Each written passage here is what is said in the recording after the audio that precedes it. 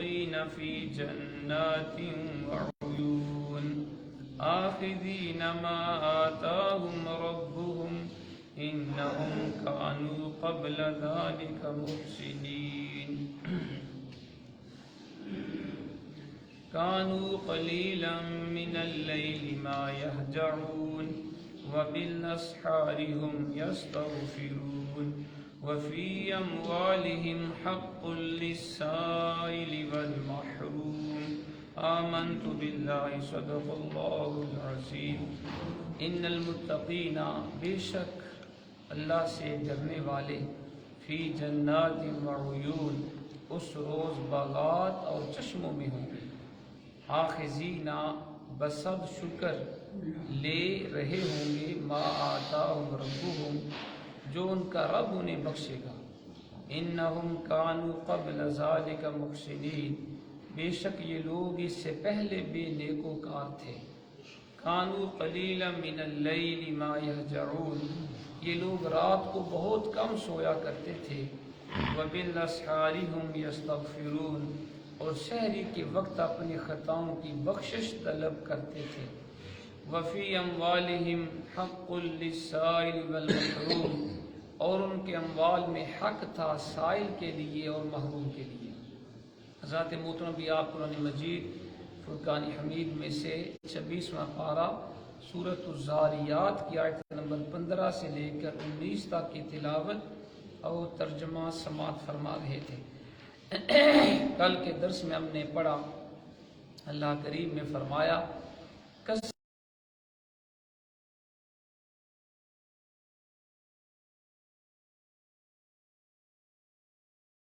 اٹکل پچو باتیں بنانے والوں کا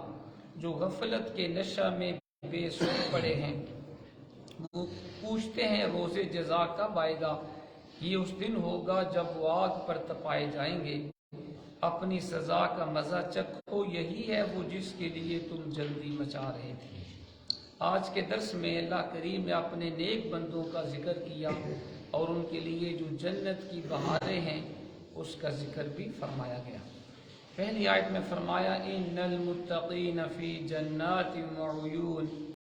البتہ اللہ سے ڈرنے والے اس روز باغات اور چشموں میں ہوں گے اغیار کے ذکر کے بعد اب اللہ تعالیٰ ان آیات میں اپنے خاص بندوں کا ذکر فرما رہا ہے ارشاد فرمایا یہ جنت کے سدا بہار باغات میں لطف اندوز ہو رہے ہوں گے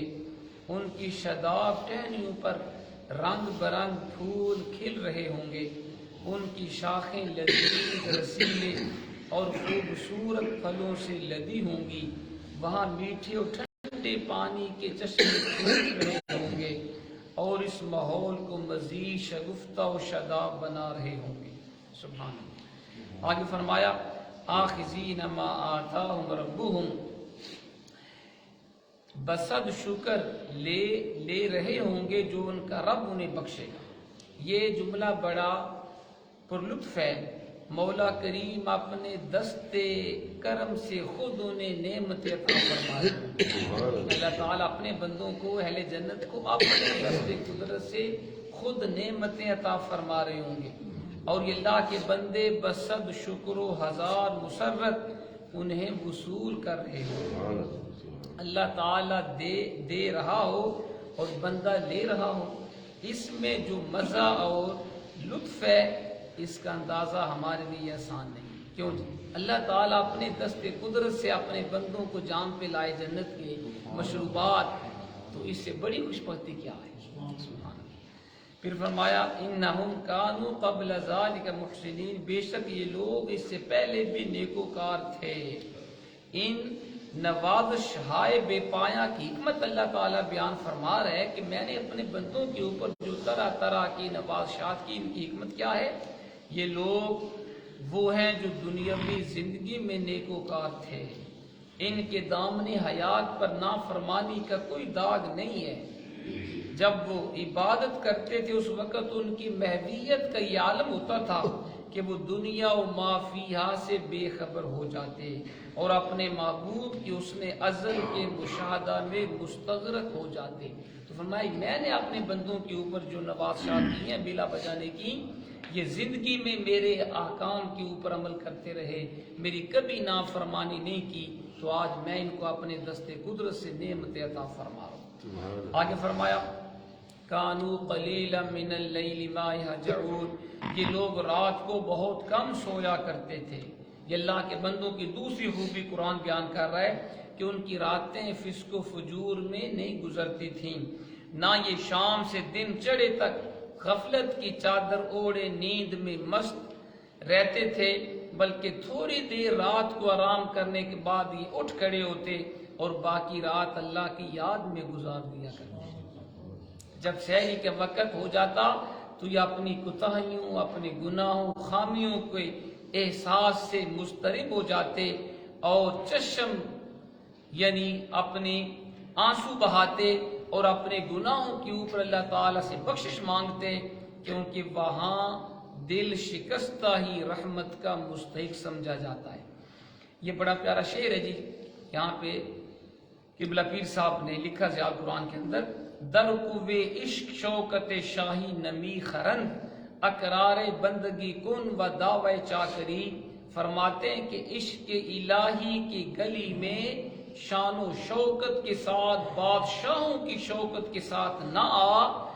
اللہ کے عشق کے گلی میں اس کی بندگی کا اقرار کر کے آ اور اپنے آپ کو سب سے حقیر گناہگار سمجھ کے آ، پھر اللہ تیرے اوپر فضل و کرم فرمائے گا۔ نبی پاک علیہ السلام نے اپنے غلاموں کو سحری کے وقت اٹھ کر ذکر الہی میں مشغول رہنے کی بڑے پیارے انداز میں حضور نے ترغیب دلائی ہے۔ بڑا پیارا حضور کا فرمان عالی شان سن لیجئے۔ حضرت ابو ہریرہ رضی اللہ تعالیٰ عنہ روایت کرتے ہیں، قال رسول اللہ علیہ الصلوۃ والسلام ينزل اللہ الى السماء الدنیا كل لیلۃ حین یبقى ثلث اللیل۔ حضور نے فرمایا اللہ کریم ہر رات کو جب رات کا تیسرا حصہ باقی رہتا ہے تو اللہ تعالیٰ آسمان دنیا پر نزول جلال فرماتا ہے۔ جب رات کے دو حصے گزرتے ہیں نا اور تیسرا حصہ باقی رہتا ہے تو اللہ تعالیٰ اپنی شان کے مطابق آسمان دنیا پر نزول جلال فرماتا ہے، اور اللہ تعالیٰ فرماتا ہے وَيَقُولُ أَنَا الْمَلِكُ مَنِ الَّذِي يَدْعُونِي فَاسْتَجِيبُ لَهُ۔ اللہ تعالیٰ خود فرماتا ہے، اعلان کرتا ہے میں بادشاہ ہوں، کون ہے جو مجھ سے دعا مانگے میں اس کی دعا قبول کروں۔ سبحان اللہ۔ یہ رات کے تیسرے حصے اللہ تعالیٰ خود یہ اعلان فرماتا ہے۔ دوسرا اعلان من الذی یسألنی فأعطیہ، کون ہے جو اس وقت مجھ سے سوال کرے میں اس کو عطا فرماؤں۔ من الذی یستغفرنی فاغفر لہ، کون ہے جو اس وقت مجھ سے بخشش مانگے میں اس کے گناہ معاف فرماؤں۔ یہ ہر رات کو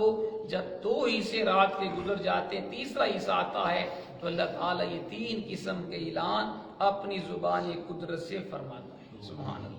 اب اگر ہم وہ وقت سو کے گزار دیں تو پھر ہمارا قصور ہے نا۔ اللہ تعالیٰ کی رحمت تو رات کے تیسرے حصے جوبن بھی ہوتی ہے، کوئی مجھ سے مانگے میں اس کو عطا کروں۔ نبی پاک علیہ السلام بلا ناغہ تہجد کی نماز ادا فرمایا کرتے تھے۔ آج ہم سے فرضی نماز بھی پڑھنے نہیں ہوتی، ہمارے کریم آقا کے اوپر تہجد کی نماز بھی فرض تھی، اور اس کے بعد جو ذکر دعا حضور فرمایا کرتے وہ پیش خدمت ہے۔ خدا کرے کوئی صاحب دل اس کو یاد کر لے اور اسے اپنا وظیفہ بنا لے۔ یہ بڑی پیاری جناب یہ دعا ہے جو اللہ کے حبیب تہجد کی نماز کے بعد اپنے رب سے مانگتے۔ کاش ہم یہ اگر دعا عربی میں یاد ہو جائے بڑا اچھا ہے، ورنہ اردو یا اپنی زبان میں بھی ہم اس کا ترجمہ یاد کر لیں تو یہ بھی بڑی خوش بختی ہے۔ وہ سن لیں حضور کے الفاظ جو اللہ کے حبیب نماز تہجد کے بعد اللہ سے کس طرح دعا فرماتے ہیں۔ اللہم لک الحمد انت قیم السماوات والارض ومن فیہن۔ اس کا معنی ہے اللہ ساری تعریفیں تیرے لیے، تو ہی آسمان و زمین اور جو کچھ ان میں ہے ان کو قائم کرنے والا ہے۔ وَلَكَ الْحَمْدُ، سب تعریفیں تیرے لیے۔ انت ملک السماوات والارض ومن فیہن، تو ہی زمین و آسمان کا مالک ہے اور جو کچھ ان کے درمیان ہے۔ وَلَكَ الْحَمْدُ، سب تعریف تیرے لیے۔ انت الحق، تو بھی حق ہے۔ وَوَعْدُكَ الْحَقُّ، تیرا وعدہ بھی حق ہے۔ بقاؤک حق، اور تیری بقا بھی حق ہے، وقولک حق، تیرا قول بھی حق ہے، والنار حق، اور جہنم بھی حق ہے، والنبیون حق، سارے انبیاء بھی حق ہیں، ومحمد حق، اور محمد مصطفیٰ بھی حق ہیں، والساعۃ حق، اور قیامت بھی حق ہے، اللہم لک اسلمت، اے اللہ میں تیرے اوپر ایمان لایا، وبک آمنت، تیرے اوپر میں ایمان لایا، وعلیک توکلت، تجھ پر میں نے بھروسہ کیا، وإلیک انبت، اور تیری طرف میں دل سے مائل ہوا، وبک خاصمت، اور تیری مدد سے میں دشمنوں کا مقابلہ کرتا ہوں، وإلیک حاکمت، تجھے میں اپنا حاکم مانتا ہوں، انت ربنا وإلیک المصیر، تو ہمارا رب ہے اور تیری طرف ہی ہم نے لوٹ کے جانا ہے، فاغفر لی ما قدمت وما اخرت وما اسررت وما اعلنت وما انت اعلم به۔ حضور یہ بھی دعا فرماتے اللہ میرے گزشتہ گناہ بھی بخش دے، آئندہ گناہ بھی معاف فرما دے، جو میں نے چھپ کر کیے، جو میں نے اعلانیہ کیے، اور میری وہ خطائیں بھی بخش دے جنہیں تو مجھ سے بہتر جانتا ہے، انت المقدم وانت المؤخر، تو ہی سب سے پہلے ہے، تو ہی سب سے بعد بھی ہے، لا الہ الا انت ولا الہ غیرک، تیرے سوا کوئی معبود نہیں اور تو ہی خالق حقیقی ہے۔ یہ اللہ کے حبیب تہجد کی نماز کے بعد حضور اس طرح دعا فرمایا کرتے تھے۔ پھر فرمایا سبحان اللہ وَبِالْأَسْحَارِ هُمْ يَسْتَغْفِرُونَ، فرمایا وہ سحری کے وقت اپنی خطاؤں کی بخشش طلب کرتے تھے۔ سحری کا وقت کس قدر برکت والا ہے، جو لوگ اللہ کی جناب میں اس وقت حاضر ہو کر دامن طلب پھیلاتے ہیں، ان پر اللہ کیسی کیسی نوازشات فرماتا ہے، اس کا اندازہ وہی لوگ لگا سکتے ہیں جن کو اللہ تہجد کی نماز کی توفیق عطا فرماتا ہے۔ حافظ سعدی شیرازی کا بڑا پیارا شعر ہے فارسی کے اندر، کہتے ہیں ہر گنج سعادت کے خدا داد بحافظ، از یمن دعائے شب و ورد سحری بود۔ شیخ سعدی رحمۃ اللہ علیہ نے فرمایا کہ ہر خزانہ، ہر خوشبختی کا خزانہ دینے والا رب ہے، لیکن یہ ملتا کب ہے؟ جب بندہ تہجد میں اٹھ کے اللہ سے دعا کرتا ہے۔ دینے والا وہی ہے، لیکن وہ خاص وقت ہے تہجد کے وقت، سحری کے ٹائم جب بندہ اٹھ کے اپنے پروردگار کی بارگاہ میں اس کو یاد کرتا ہے تو اللہ تعالیٰ خزانوں کی بارش فرما دیتا ہے۔ علامہ اقبال کا یہ شعر بھی بڑا پیارا ہے، آپ نے فرمایا عطار ہو، رومی ہو، رازی ہو، غزالی ہو، کچھ ہاتھ نہیں آتا بے آہ سحرگاہی۔ یہ علامہ اقبال کا شعر ہے۔ فرماتے ہیں حضرت عطار، فرید الدین عطار، جلال الدین رومی اور امام فخر الدین رازی اور امام غزالی، ان چاروں کو اللہ نے جو اعلیٰ مقام دیا وہ تہجد کے وقت اٹھ کے اللہ کو یاد کرنے سے ملا ہے۔ تہجد کے بغیر اللہ تعالیٰ کسی کو اعلیٰ مقام عطا نہیں فرماتا۔ اور تیسری اللہ کے بندوں کی صفت جو قرآن بیان کرتا ہے، وفی اموالہم حق للسائل والمحروم، ان کے اموال میں حق تھا سائل کے لیے اور محروم کے لیے۔ یہ اللہ کے بندوں کی تیسری خوبی ہے، اگر کوئی سائل ان کے در پر آ جاتا وہ اسے مایوس خالی واپس نہیں کرتے تھے۔ اگر انہیں پتہ چل جاتا فلاں بندہ کمانے سے معذور ہے، وہ پریشان حال ہے، مرض یا قرض نے اس کو مفلوج بنا دیا ہے، یا محلہ میں فلاں بیوہ ہے، فلاں یتیم ہے، فلاں غریب ہے، ٹھیک ہے، تو وہ خود وہاں دوڑ کے جاتے غریبوں کے پاس اور حسب طاقت ان کی خدمت بجا لاتے، اور ایسا کرنا اپنا فرض سمجھتے کہ ہمارا فرض ہے ہم اپنے آس پاس غریبوں کو دیکھیں، یتیموں کو دیکھیں، بیوہ مساکین کو دیکھیں، اور وہ کسی پر احسان نہیں جتلاتے تھے،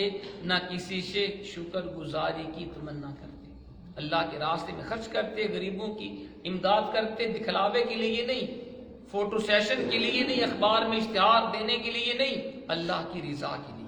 اور اکثر علماء کا قول یہی ہے، اس سے مراد زکوٰۃ نہیں بلکہ اس کے علاوہ ہے، یعنی زکوٰۃ کے علاوہ بھی وہ غریبوں کی مدد کرتے ہیں۔ اللہ تعالیٰ عمل کی توفیق عطا فرمائے۔ الحمدللہ رب العالمین،